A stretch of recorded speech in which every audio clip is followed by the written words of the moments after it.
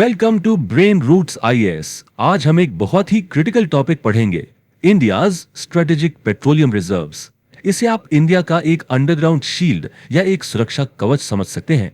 तो चलिए इस कॉन्सेप्ट को आसान भाषा में ए से जेड तक समझते हैं। चलिए शुरुआत एक सिंपल से लेकिन बहुत गंभीर सवाल से करते हैं। एक सिचुएशन इमेजिन कीजिए, अगर कल अचानक से इंडिया की क्रूड ऑयल सप्लाई पूरी तरह रुक जाए तो क्या होगा? हमारी इकोनॉमी, हमारी गाड़ियां, हमारी इंडस्ट्रीज, सबका क्या होगा? यह सवाल हमें इस टॉपिक की अहमियत तक ले जाता है। और उस सवाल का जवाब इस एक नंबर में छिपा है, 80%। जी हां, इंडिया अपनी जरूरत का 80% से भी ज्यादा क्रूड ऑयल इंपोर्ट करता है, यानी दूसरे देशों से खरीदता है। और ये जो डिपेंडेंसी है, ये जो निर्भरता है, ये हमारी नेशनल सिक्योरिटी और इकोनॉमी दोनों के लिए एक बहुत बड़ा रिस्क है। तो इतने बड़े रिस्क से निपटने के लिए एक सॉलिड स्ट्रेटेजिक सॉल्यूशन की जरूरत थी। एक ऐसा सॉल्यूशन जो किसी भी क्राइसिस के टाइम देश को एनर्जी के मामले में लाचार होने से बचाए। इस सॉल्यूशन को हम इंडिया की एनर्जी सिक्योरिटी की इंश्योरेंस पॉलिसी भी कह सकते हैं। तो ये स्ट्रेटेजिक पेट्रोलियम रिजर्व्स या एसपीआरस आखिर है क्या? देखिए, सिंपल टर्म्स में ये government owned stock piles of crude oil है। ये कमर्शियल यूज के लिए बिल्कुल नहीं है। इनका इस्तेमाल सिर्फ और सिर्फ सिवियर सप्लाई डिसरप्शंस यानी गंभीर आपातकालीन स्थितियों में किया जाता है, जैसे वॉर हो गया या कोई ब्लॉकेड हो गया। ये हमारी एनर्जी सिक्योरिटी की लास्ट लाइन ऑफ डिफेंस है। अब इतने विशाल भंडारों को मैनेज करने के लिए एक स्पेशल एंटिटी बनाई गई है, जिसे कहते हैं स्पेशल पर्पस व्हीकल या एसपीवी। इसका नाम है Indian strategic petroleum reserves limited यानी ISPRL, और ये सीधे ministry of petroleum and natural gas के अंडर काम करती है। अच्छा, अब सबसे इंटरेस्टिंग सवाल, ये लाखों टन तेल आखिर स्टोर कहाँ किया जाता है? क्या जमीन के ऊपर बने हुए विशाल स्टील टैंक्स में, जैसा हम रिफाइनरीज के पास देखते हैं? इसका जवाब इससे कहीं ज्यादा एडवांस्ड और इंटरेस्टिंग है। इंडिया तेल को स्टोर करने के लिए एक खास टेक्नोलॉजी का यूज करता है, जिसे कहते हैं अंडरग्राउंड रॉक कैवर्न्स। आप इन्हें जमीन के बहुत नीचे सॉलिड चट्टान को काटकर बनाई गई विशाल मैन मेड गुफाएं समझ सकते हैं। इन्हें आमतौर पर कोस्टल एरियाज यानी तटीय इलाकों के पास बनाया जाता है, ताकि समुद्री जहाजों से ऑयल टैंकर्स के जरिए तेल आसानी से इन तक पहुंचाया जा सके।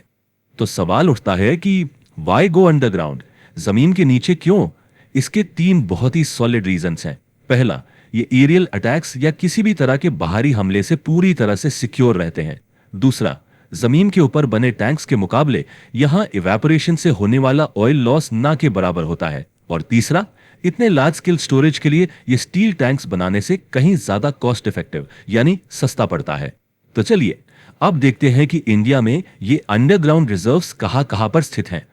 इस पूरे प्रोजेक्ट को 2 फेजेस में डिवाइड किया गया है। ऑलरेडी ऑपरेशनल है और फेज 2 जो फ्यूचर प्लान है। अब इस टेबल पर नजर डालिए। फेज 1 में 3 लोकेशंस हैं, आंध्र प्रदेश में विशाखापत्तनम और कर्नाटक में मंगलुरु और पदूर। इन तीनों की टोटल कैपेसिटी है 5.33 मिलियन मेट्रिक टन यानी MMT। अब आगे के लिए फेज 2 को भी मंजूरी मिल गई है, जिसमें उड़ीसा के चंदीखोल में 4 MMT और कर्नाटक के पदूर में ही 2.5 MMT की एडिशनल कैपेसिटी जोड़ी जाएगी। तो आज की डेट में हमारी करंट ऑपरेशनल कैपेसिटी है 5.33 MMT। अगर इसे हम अपने डेली इंपोर्ट के हिसाब से देखें तो ये भंडार देश को लगभग 9.5 दिन का एक सुरक्षा कवच देता है। ये एक बहुत ही इंपॉर्टेंट बफर है। अब तक हमने व्हाट और वेयर की बात की। अब आते हैं इस एनालिसिस के सबसे इंपॉर्टेंट सवाल पर, व्हाई। आखिर इन विशाल भंडारों का स्ट्रैटेजिक एडवांटेज क्या है? यह समझना यूपीएससी मेंस के पर्सपेक्टिव से बहुत जरूरी है। इसके 3 मेन स्ट्रेटेजिक एडवांटेजेस हैं। सबसे पहला और सबसे जरूरी है एनर्जी सिक्योरिटी। अगर कोई वॉर हो, सप्लाई रूट्स पर ब्लॉकेड हो या कोई नेचुरल डिजास्टर आ जाए तो ये रिजर्व्स देश को एनर्जी क्राइसिस से बचाते हैं। दूसरा, इकोनॉमिक स्टेबिलिटी। जब भी ऑयल की कीमतें बढ़ती हैं, देश में महंगाई बढ़ने लगती है। ऐसे में सरकार इन रिजर्व से ऑयल रिलीज करके मार्केट को स्टेबलाइज कर सकती है। और तीसरा, स्ट्रेटेजिक ऑटोनॉमी।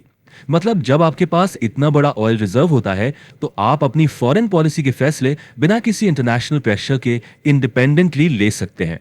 लेकिन जहां एडवांटेजेस हैं, वहां कुछ बड़े चैलेंजेस भी हैं, और इनमें से सबसे बड़ा चैलेंज एक इंटरनेशनल बेंचमार्क से जुड़ा है, जिसे हम कहते हैं द 90 डे चैलेंज।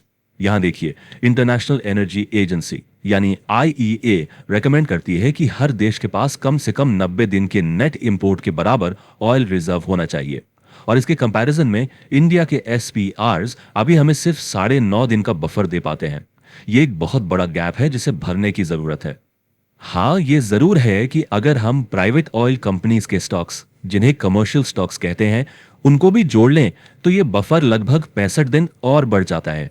लेकिन उसके बावजूद हम उस 90 डे गोल्ड स्टैंडर्ड से पीछे हैं और एक इमर्जिंग सुपर पावर के लिए इस गैप को भरना बेहद जरूरी है। चलिए अब एक और क्रिटिकल पॉलिसी हर्डल की बात करते हैं।